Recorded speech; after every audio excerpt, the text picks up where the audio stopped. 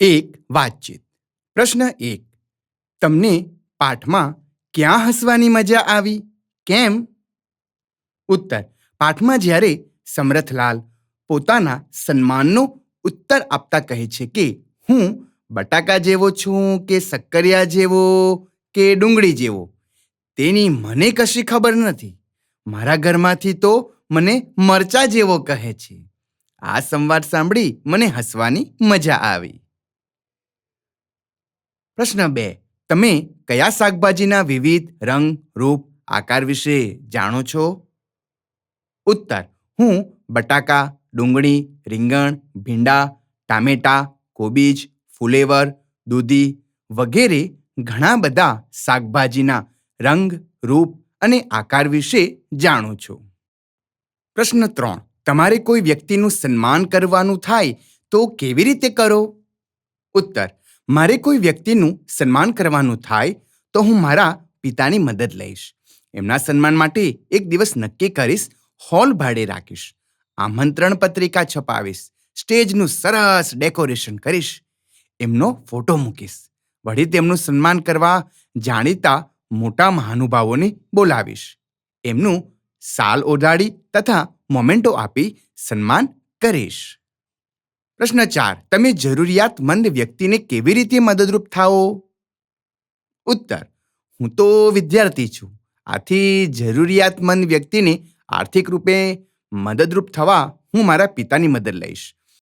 વળી કોઈ બીમાર કે વૃદ્ધ હોય તો તેને બજારમાંથી શાકભાજી, કરિયાણું તેમજ અન્ય સામાન લાવી આપવામાં મદદ કરીશ.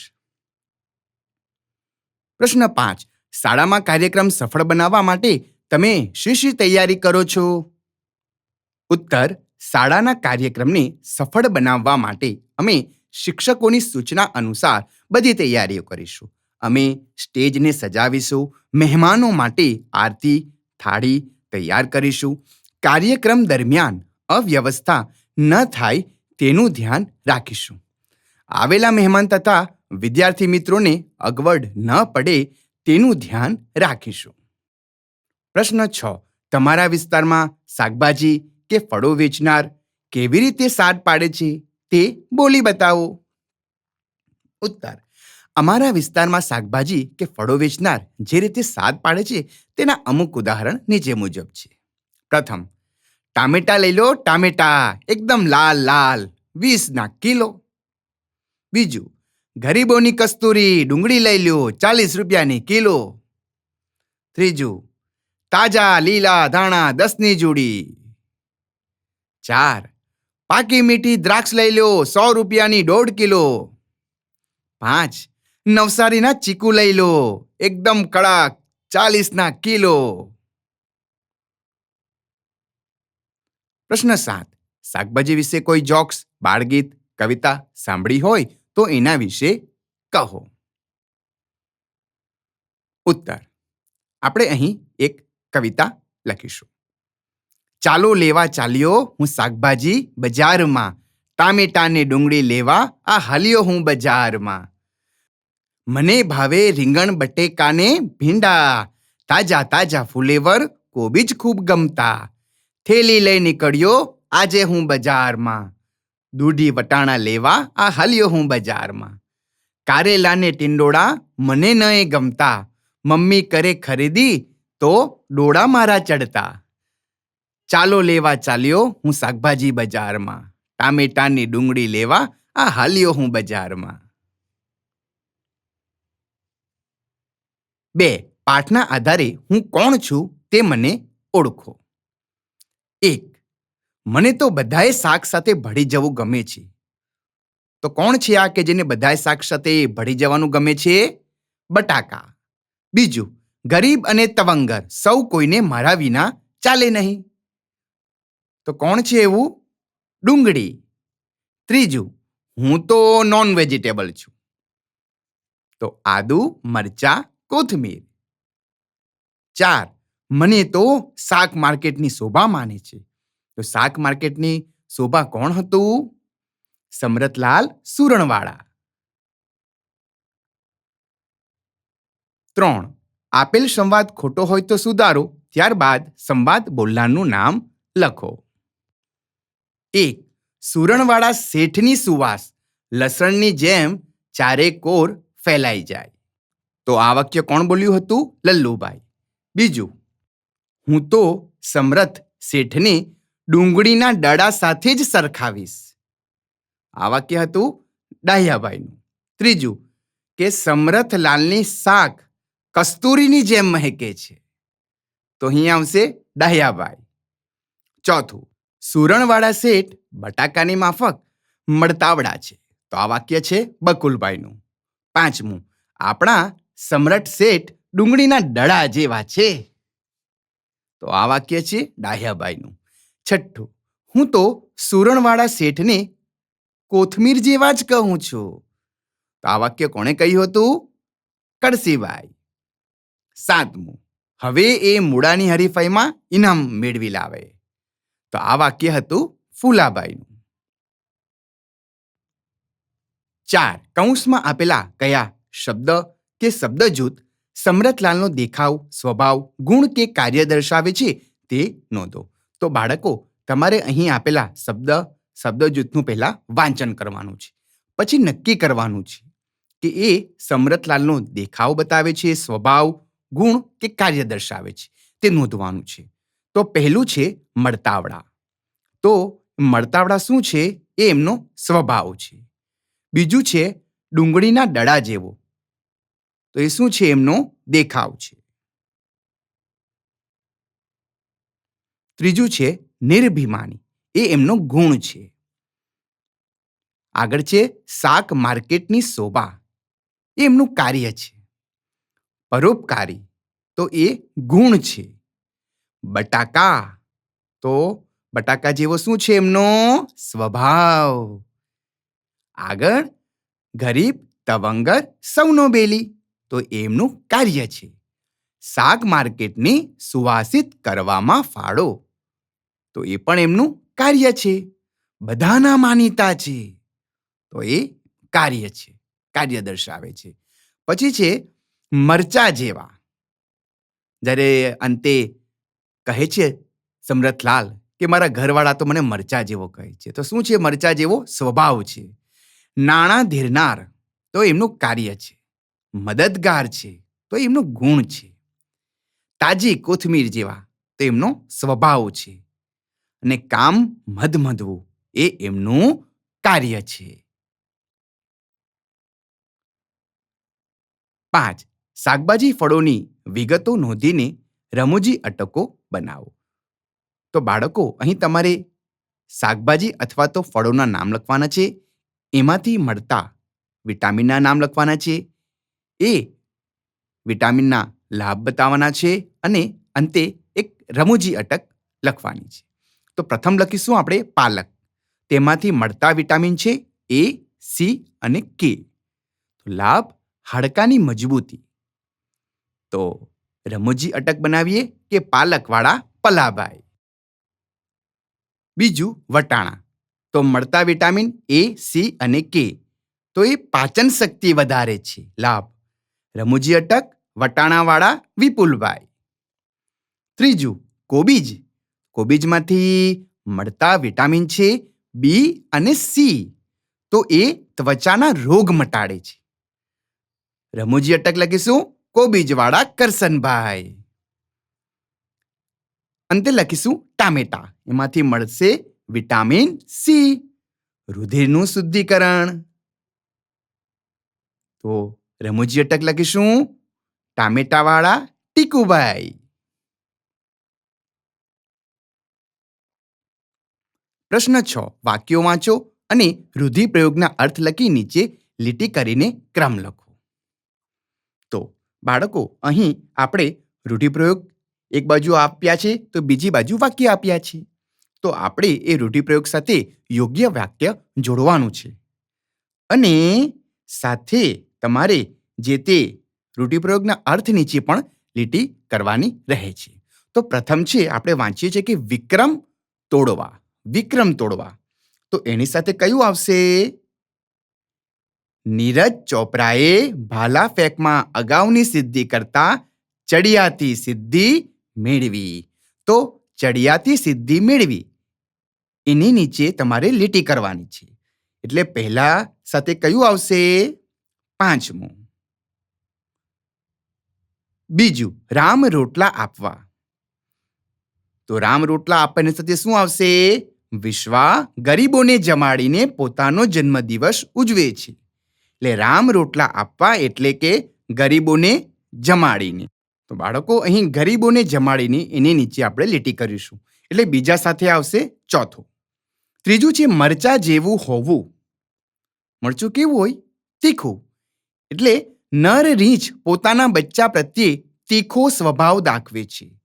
તો મરચા જેવું હોવું એટલે તીખો સ્વભાવ દાખવે. એની નીચે આપણે લીટી કરવાની છે. એ ત્રીજા સાથે આવશે બીજું. ચોથું, અક્કલનો ઓથમીર. અક્કલનો ઓથમીર એટલે કે બુદ્ધિ વગરનું હશે. તો બાગનો માળી બકરીને લાઠી ફટકારીને બુદ્ધિ વિનાનું કાર્ય કરે છે. તો અક્કલનો ઓથમીર એટલે કે બુદ્ધિ વિનાનું. આ નીચે તમારે લીટી કરવાની રહે. એટલે ચોથા સાથે આવશે ત્રીજું. પાંચમું, દુનિયા ડૂલ થઈ જવી. તો એટલે કે મેચમાં હારવાથી અમારી બધી મહેનત ફોગટ ગઈ. તો દુનિયા ડૂલ થઈ જવી એટલે કે બધી મહેનત ફોગટ થઈ. એના નીચે તમારે લીટી કરવાની રહે છે. એટલે કે પાંચમા સાથે આવશે પ્રથમ. 7. પાઠના આધારે આપેલા શબ્દનો નજીકનો અર્થ આપી તે શબ્દનો વાક્ય પ્રયોગ કરો. તો બાળકો, અહીં તમને એક શબ્દની સામે બીજા 3 શબ્દો આપ્યા છે. તો એમાંથી તમારે પ્રથમ તો નજીકનો શબ્દ શોધવાનો છે અને પછી તમારે વાક્ય બનાવવાનું છે. 1. શાક. પ્રતિષ્ઠા, શાક કે સાક્ષી? તો શાક એટલે કે પ્રતિષ્ઠા. તો વાક્ય બનાવીએ. ચેસ ચેમ્પિયન વિશ્વનાથ આનંદની શાક આખી દુનિયામાં છે. બીજું, ધરખમ. અતિશય, વિશાળ કે ઘણું મોટું? તો ધરખમ એટલે કે ઘણું મોટું. વાક્ય બનાવીએ. ટેક્સમાં વધારો થતાં મધ્યમ વર્ગની કમર તૂટી ગઈ. ત્રીજું, મળતાવડા. મિલનસાર, મળવા જવું, બીજા સાથે ભળી જવું. તો મળતાવડા એટલે કે મિલનસાર. વાક્ય બનાવીએ. મારા બધા મિત્રો મળતાવડા સ્વભાવના છે. 4. પરોપકાર. બીજાનું ભલું કરવું, મદદ માંગવી, સહાય. તો પરોપકાર એટલે કે બીજાનું ભલું કરનાર. વાક્ય બનાવીએ. પરોપકારી માણસ સ્વાર્થ સામે જોતો નથી. 5. અપીલ. અરજી, અપાર કે આગ્રહભરી વિનંતી. અપીલ એટલે કે અરજી. વાક્ય બનાવીશું. મંદિરના નિર્માણ માટે દાન કરવા અપીલ થઈ. 8. આપેલા શબ્દોને લાગુ પડતા વિભાગમાં ગોઠવો. તો બાળકો, અહીં શબ્દો આપવામાં આવ્યા છે. એને તમારે વિભાજિત કરવાના છે કે આ શબ્દ ગુજરાતી છે કે અંગ્રેજી. તો સૌ પ્રથમ આપણે શબ્દોનું વાંચન કરીએ. સ્પર્ધા, સન્માન, સ્ટેજ, હોલસેલ, સુવાસ, અદ્ભુત, મિક્સ, સ્વાદ, ડૂલ, કસ્તુરી, વેજીટેબલ, મગમગાટ, ફેમિલી, પંચકુટિયા, માર્કેટ, સ્વાદિષ્ટ, ધરખમ, મિનિટ, પરોપકારી, હોલ, લોન અને તવંગર. તો બાળકો, હવે આપણે જોઈશું કે આ શબ્દ ગુજરાતી છે કે અંગ્રેજી છે. તો પ્રથમ છે સ્પર્ધા. તો એ ગુજરાતી. સન્માન તો એ ગુજરાતી છે. સ્ટેજ તો એ અંગ્રેજી શબ્દ છે. હોલસેલ એ પણ અંગ્રેજી શબ્દ છે. સુવાસ ગુજરાતી છે. અદ્ભુત ગુજરાતી છે. મિક્સ તો અંગ્રેજી છે. સ્વાદ ગુજરાતી છે. ડૂલ ગુજરાતી છે. કસ્તુરી ગુજરાતી છે. વેજીટેબલ અંગ્રેજી શબ્દ છે. મગમગાટ ગુજરાતી શબ્દ છે. ફેમિલી અંગ્રેજી શબ્દ છે. પંચકુટિયા તો એ ગુજરાતી શબ્દ છે. માર્કેટ અંગ્રેજી શબ્દ છે. સ્વાદિષ્ટ ગુજરાતી છે. ધરખમ એ પણ ગુજરાતી છે. મિનિટ એ અંગ્રેજી છે. પરોપકારી ગુજરાતી છે. હોલ તો એ અંગ્રેજી શબ્દ છે. લોન એ પણ અંગ્રેજી શબ્દ છે. તવંગર એ ગુજરાતી શબ્દ છે. 9. પાઠના આધારે શબ્દ જૂથોને ક્રમમાં ગોઠવીને સંવાદ તૈયાર કરો અને વર્ગમાં ભજવો. તો બાળકો, આ જૂથ કાર્ય હોવાથી તમારે જૂથમાં કાર્ય કરવાનું છે. શબ્દ જૂથોને ક્રમમાં ગોઠવીને સંવાદ તૈયાર કરવાનો છે અને વર્ગ સમક્ષ ભજવવાનો છે. 10. પ્રશ્નોના ઉત્તર લખો. પ્રશ્ન 1. સમરથલાલનું સન્માન શા માટે કરવામાં આવ્યું હશે? ઉત્તર. સમરથલાલે 3.5 હાથનું ગાજર ઉગાડીને અગાઉના બધા વિક્રમો તોડી નાખ્યા હતા. તેમણે ગાજરની સ્પર્ધામાં સરકારી ઇનામ મળ્યું હોવાથી શાક માર્કેટના વેપારીઓએ સમરથલાલ સુરણવાડાનું ભવ્ય સન્માન કરવાનું નક્કી કર્યું હશે. પ્રશ્ન 2. ડાહ્યાભાઈનું ભાષણ તમને ગમ્યું? કેમ? ઉત્તર. હા, ડાહ્યાભાઈનું ભાષણ મને ગમ્યું. તેમણે સમરથલાલ શેઠને ડુંગળીના દડા સાથે સરખાવ્યા છે. ડુંગળી ગરીબો માટે આશીર્વાદરૂપ છે. તેને ગરીબોની કસ્તુરી કહેવાય છે. તેમ સમરથલાલની શાક કસ્તુરી જેવી છે. તેઓ ડુંગળીની જેમ ગરીબોની ઝૂંપડીમાં પણ જાય છે અને અમીર મિલ માલિકોના બંગલે પણ જાય છે. તેમને કશી વાતનું અભિમાન નથી. તેઓ ડુંગળીની જેમ બધાના ઉપયોગમાં આવે એવા પરોપકારી છે. ડાહ્યાભાઈએ કહ્યું કે તેઓ ડુંગળીની જેમ ગરીબ અને તવંગર સૌની સેવા કરતા રહેજો. પ્રશ્ન 3. આ એકમ વાંચતા વાંચતા તમને હસવું આવ્યું હતું? ક્યારે ક્યારે? ઉત્તર. આ એકમ વાંચતા સમરથલાલ જ્યારે પોતાના સન્માનનો જવાબ આપતા કહે છે કે હું બટાકા જેવો છું કે શક્કરિયા જેવો કે ડુંગળી જેવો, તેની મને ખબર નથી, પણ મારા ઘરવાળા તો મને મરચા જેવો કહે છે. આ સંવાદ સાંભળી મને ખૂબ જ હસવું આવ્યું. પ્રશ્ન 4. સમરથલાલના કુટુંબને વેજીટેબલ ફેમિલી શા માટે કહી હશે? ઉત્તર. સમરથલાલના દાદા સુરણનો, પોતે ગાજરનો, જમાઈ જમરૂકનો અને સાળા શક્કરિયાનો વેપાર કરતા હોવાથી તેમની ફેમિલીને વેજીટેબલ ફેમિલી કહી હશે. 11. જેને લિંગ સૂચક પ્રત્યય લાગ્યો હોય એવી 7 સંજ્ઞાઓ શોધીને લખો. તો પુલ્લિંગમાં ઓ પ્રત્યય હોય તેવા આંખો, કામળો, દરિયો, અંગૂઠો, ચાબખો, ઘૂડલો, ફણગો. સ્ત્રીલિંગ ઈ પ્રત્યય તો ખાંડણી, લંગોટી, ગાડી, શિકારી, નોકરી, ખજૂરી, વાડી.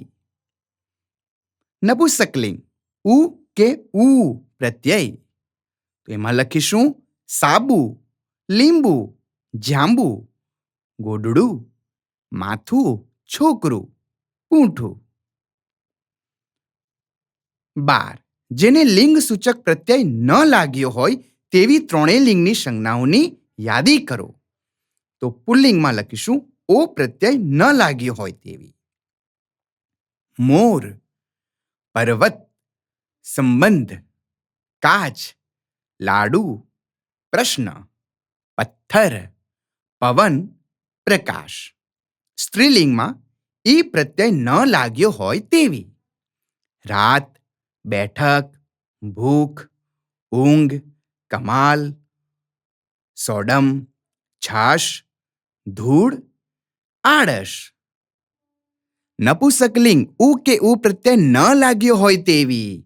તો એમાં લખીશું શહેર, દૂધ, નંદવદન, નાક, દ્વાર, રાજ્ય, યંત્ર, ઉર અને શેર. 13. ઉદાહરણ મુજબના 10 શબ્દો લખો. તો તો બાળકો, આપણે અહીં એકવચન અને બહુવચન લખીશું. પ્રથમ લખીશું કે આંબો તો એકવચન છે, તો બહુવચન થશે એનું આંબા. બારણું, બારણા. છાલિયું, છાલિયા. સંબંધ, સંબંધો. ઘરેણું, ઘરેણાં. રમકડું, રમકડા. શીંગડું, શીંગડા. દુશ્મન, દુશ્મનો. 14. કોષ્ટક પૂર્ણ કરો. તો બાળકો, તમારે અહીં એકવચનની સામે બહુવચન અને બહુવચન આપ્યું હોય તો એની સામે એકવચન વાક્યો લખવાના છે. તો પ્રથમ આપણે જોઈએ છીએ એકવચનમાં, હું કાલે સાયકલ લઈને વાડીએ જઈશ. તો બહુવચન થશે એનું, અમે કાલે સાયકલો લઈને વાડીએ જઈશું. પછી બીજામાં એકવચનમાં, તું આજે ખુરશી પર બેસીને લખજે. તો એનું બહુવચન છે કે તમે આજે ખુરશીઓ પર બેસીને લખજો. ત્રીજામાં એકવચનમાં આપણે લખીશું કે તું આજે જમીને પછી શાળાએ જજે. બહુવચનમાં લખીશું તમે આજે જમીને પછી શાળાએ જજો.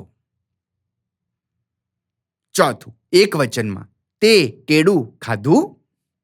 તો એનું બહુવચનમાં લખીશું આપણે કે તમે કેળા ખાધા. પાંચમામાં એકવચનમાં લખીશું, મારે કાલે રમવા માટે કયું સાધન લાવવાનું છે. તો એમાં બહુવચનમાં આપણે લખીશું, મારે કાલે રમવા માટે કયા સાધનો લાવવાના છે.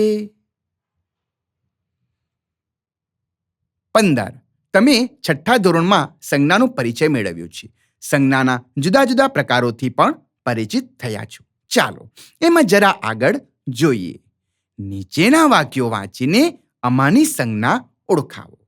તો બાળકો, તમારે અહીં સંજ્ઞા ઓળખવાની છે કે વ્યક્તિવાચક સંજ્ઞા છે, સમૂહવાચક છે, દ્રવ્યવાચક છે કે જાતિવાચક છે કે પછી ભાવવાચક છે. તો આપણે પ્રથમ વાક્ય જોઈએ. વિનાયક જમવા ગયો. તો અહીં વિનાયક એ વ્યક્તિવાચક સંજ્ઞા છે. બીજું છે, ચાવીનું ઝુમખું મારી પાસે હતું. તો ઝુમખું એમાં ઘણા બધા. ઝુમખું કહેવાશે સમૂહવાચક. જે રીતે ટોળું સમૂહવાચક કહેવાય છે એવી રીતે ઝુમખું સમૂહવાચક છે. ત્રીજું, હું ડેરીએ દૂધ લેવા ગયો. તો દૂધ એ દ્રવ્યવાચક સંજ્ઞા છે. દૂધ, પાણી આ બધા દ્રવ્યવાચક સંજ્ઞા થશે. ચોથું, પેલો દેખાય પર્વત. તો પર્વત એ જાતિવાચક સંજ્ઞા છે. પાંચમું, એ અહિંસામાં માને છે. તો અહિંસા એ ભાવવાચક સંજ્ઞા છે. 16. વાક્ય વાંચો અને સમજીને સુધારો. તો બાળકો, અહીં જે વાક્યો આપવામાં આવેલા છે તે ભૂલ ભરેલા છે. આપણે એમને સુધારીને લખવાના છે. પહેલું છે, પેલો છોકરી જમતો હતો. તો અહીં ભૂલ છે. છોકરી માટે પહેલો શબ્દ થોડી આવે, પેલી આવે. જવાબ લખીશું, પેલી છોકરી જમતી હતી. બીજું, રમેશ અચાનક રડવા લાગી. તો રમેશ તો પુલ્લિંગ છે. તો રમેશ અચાનક રડવા લાગ્યો. જો લાગી એ સ્ત્રીલિંગ થશે અને લાગ્યો એ પુલ્લિંગ છે. ત્રીજું, વાવાઝોડાથી ઝાડ પડી ગયો. તો વાવાઝોડાથી ઝાડ પડી ગયું. તો ઝાડ પડી ગયું આવશે. 4. તેમણે એ પુસ્તકો વાંચી લીધું. તો તેમણે એ પુસ્તકો વાંચી લીધા. 17. વર્ગીકરણ કરો. તો બાળકો, અહીં તમને શબ્દો આપવામાં આવ્યા છે. એ શબ્દોને તમારે પુલ્લિંગ, સ્ત્રીલિંગ, નપુંસકલિંગ અને બહુવચનમાં એમનું વર્ગીકરણ કરવાનું છે. તો આપણે સૌ પ્રથમ શબ્દોનું વાંચન કરીએ. જલપા, ટેબલ, ઘડિયાળ, કાગળ, ખાટલો, દુકાન, ફાઇલ, ઝાડ, પાણી, દૂધ, ખાંડ, પુસ્તકો, વૃક્ષો, ઘી, છોકરા, મોહનબાઈ. તો આપણે શરૂઆત કરીએ. પહેલું છે જલપા. તો જલપા એ સ્ત્રીલિંગ છે. ટેબલ તો એ નપુંસકલિંગ છે. ઘડિયાળ તો એ સ્ત્રીલિંગ છે. કાગળ તો એ પુલ્લિંગ છે. ખાટલો એ પુલ્લિંગ છે. દુકાન સ્ત્રીલિંગ છે. ફાઇલ સ્ત્રીલિંગ છે. ઝાડ નપુંસકલિંગ છે. પાણી એ પણ નપુંસકલિંગ છે. દૂધ નપુંસકલિંગ છે. ખાંડ સ્ત્રીલિંગ છે. પુસ્તકો બહુવચન છે. વૃક્ષો બહુવચન છે. ઘી નપુંસકલિંગ છે. છોકરા બહુવચન છે. મોહનબાઈ એ પુલ્લિંગ છે. તો બાળકો, અહીં આપણો આ એકમ પૂરો થાય છે. હવે આપણે આગળના એકમ તરફ જઈશું.